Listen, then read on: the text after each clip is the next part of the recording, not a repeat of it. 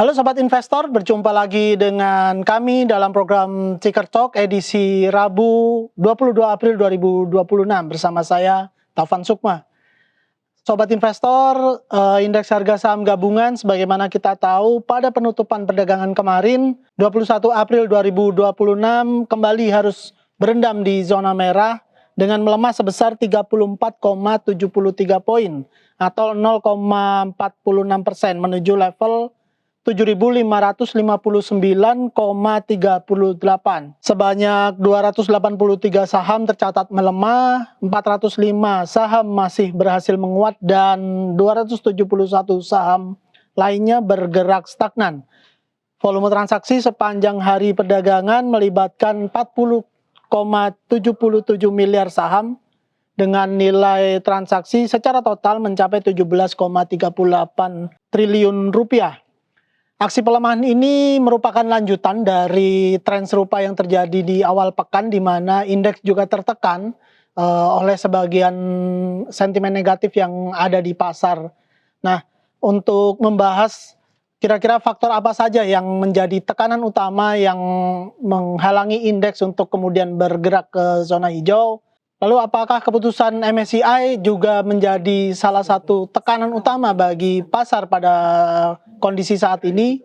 Untuk membahas hal tersebut, kita sudah tersambung dengan Senior Vice President, Head of Retail and Product Research and Distribution dari PT Henan Putirai Asset Management, yaitu Mas Reza Fahmi Riawan. Selamat bergabung Mas Reza, selamat pagi. Pagi Mas Taufan. Iya, gimana kabarnya hari ini Mas? Setelah melemah nih 2 hari beruntun. Ya, kita mau melihat semoga ada titik terang lah. Kan pasti ada rebound-reboundnya mudah-mudahan. Baik. Nah, langsung saja kita masuk pada pembahasan. Kira-kira dengan indeks yang relatif setelah menguat ya dalam sepekan terakhir kemarin, terus kemudian tertekan oleh aksi ambil untung gitu, dan kemudian ada kabar nih dari MSCI untuk kemudian menjadi perkembangan terbaru dengan proses reformasi pasar modal kita hari ini. Nah, ini menurut Mas Reza sendiri, apakah memang tekanan yang terjadi di indeks ini sebagian besar karena MSCI atau ada faktor-faktor lain yang juga berpengaruh gitu? Oke. Sebelumnya kalau kita mau bahas itu kan kita memang melihat kan lalu kan menguat cukup signifikan ya. Dan terjadi dalam waktu yang relatif cepat. Jadi memang ada kemungkinan juga pelaku pasar memang memilih untuk merealisasikan keuntungan jangka pendeknya. Tapi memang pelemahan ISG yang pekan ini memang lebih dipicu oleh kombinasi technical correction Mas, sama perubahan risk appetite investor. Karena kita masih tahu arus dana asing juga masih ada menunjukkan kecenderungan keluar, sehingga penguatan domestik itu juga kayaknya belum memiliki fondasi yang cukup kuat untuk berlanjut. Ditambah dengan 2 isu utama, yaitu harga solar dan kemudian pengumuman MSCI akan mengundurkan. Ya, sebenarnya bukan mengundurkan, tapi akan mengeluarkan beberapa saham dari MSCI. Jadi tekanan ini masih terasa karena juga global juga masih sensitif terhadap arah suku bunga Amerika.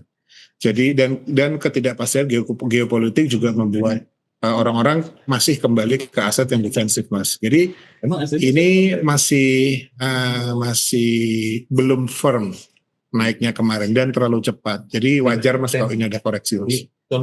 Nah, baik. Berkaitan dengan kebijakan MSCI yang kemudian masih membekukan atau seperti Mas Reza bilang tadi akan menghapus beberapa saham dari Indonesia di indeks mereka gitu. Nah, ini apakah keputusan ini bisa disimpulkan bahwa reformasi pasar modal kita masih belum sesuai gitu dengan harapan MSCI atau mungkin juga investor global, atau seperti apa kondisinya sehingga kondisi yang ada di pasar ini masih belum sesuai dengan yang kita harapkan? Oke, keputusan MSCI untuk kembali membekukan itu sebaiknya kita tidak langsung baca sebagai kegagalan reformasi pasar modal domestik Mas. Kalau dari perspektif kami, keputusan itu lebih mencerminkan bahwa investor global masih menunggu bukti konsistensi dari perbaikan struktur pasar modal yang kita lakukan Mas. Reformasi seperti peningkatan likuiditas, penyesuaian mekanisme short selling, dan efisiensi settlement memang menjadi langkah yang konstruktif ya. Tapi investor institusi global biasanya menilai tidak hanya dari perubahan kebijakan, melainkan juga dari efektivitas. Jadi implementasinya nanti seperti apa mereka mau lihat. Jadi sekarang ini mereka masih ngetes-ngetes nih, Mas. Jadi dengan kondisi kayak gitu, kira-kira Indonesia akan tetap firm atau tidak? Karena memang kita tahu reformasi pasar modal sudah berada di jalur yang benar, tapi proses membangun kembali kepercayaan asing itu kan memang membutuhkan waktu yang lebih panjang dan lebih lama dan harus diuji oleh berbagai kondisi. Ini salah satunya, Mas. Baik. Jadi yang perlu dipahami juga bahwa bukan berarti reformasi pasar modal ini sudah sepenuhnya gagal, tapi memang sudah berada di jalur yang benar, tapi tentu hasilnya belum instan gitu ya. Harus ada proses-proses penyesuaian dari investor global sendiri gitu ya. Iya. Pengetesan lebih tepatnya sih, Mas. Oh iya, baik. Nah, dengan kondisi pasar yang demikian, Mas Reza, apakah kemudian memang sudah selayaknya bahwa trennya akan melemah, atau sebenarnya ada sentimen-sentimen khusus yang bisa kita harapkan untuk kembali mendongkrak indeks untuk masuk ke zona hijau, walaupun mungkin untuk kemudian sekedar rebound dalam porsi yang tipis atau seperti apa begitu? Adakah sentimen-sentimen yang bisa kita harapkan untuk mengarah ke arah sana, Mas? Ya, untuk mendorong IHSG kembali ke zona hijau, pasar membutuhkan katalis yang lebih kuat dari sekedar stabilitas domestik, Mas. Jadi sentimen yang paling berpotensi untuk mendorong adalah satu, meredanya tekanan global ya, tentu saja. Kedua, ekspektasi penurunan suku bunga dari The Fed, dan kemudian juga ada stabilisasi nilai tukar rupiah, Mas. Dan terakhir tentu saja kinerja laba emiten kuartalan yang harus lebih baik dari ekspektasi. Jadi memang kalau ada seperti itu harusnya akan menambah indeks akan menjadi hijau. Lagi pula kan ini cuma tinggal menunggu Mei menjadi Juni saja, Mas. Baik. Mungkin itu yang bisa kita sampaikan. Nah, berkaitan dengan itu, kalau mungkin bisa Mas Reza memberi saran kepada sobat investor sekalian, sebenarnya dengan kondisi pasar yang demikian, sikap atau strategi yang tepat untuk dijalankan di pasar saham domestik sebaiknya seperti apa? Apakah kemudian tetap selektif untuk mengambil saham-saham yang potensial, tapi juga keep-nya jangan terlalu lama, atau mungkin hold dulu, atau seperti apa? Oke. Mungkin sebelum masuk itu kita juga harus bahas bahwa sekarang ini yang terjadi kan adalah tekanan teknikal ya.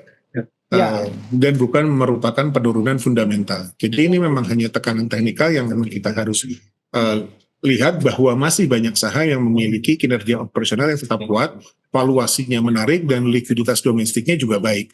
Sehingga alangkah baiknya di tengah kondisi seperti ini, investor sebaiknya memang menghindari pendekatan agresif yang berbasis momentum jangka pendek. Kalau bisa misalnya tadi memang targetnya untuk setengah tahun dipanjangkan 1 tahun, 1 tahun dipanjangkan 2 tahun. Jadi memang untuk rotasi selektif ke saham-saham yang memiliki earning stability kuat, neraca sehat, dan sensitivitas rendah terhadap volatilitas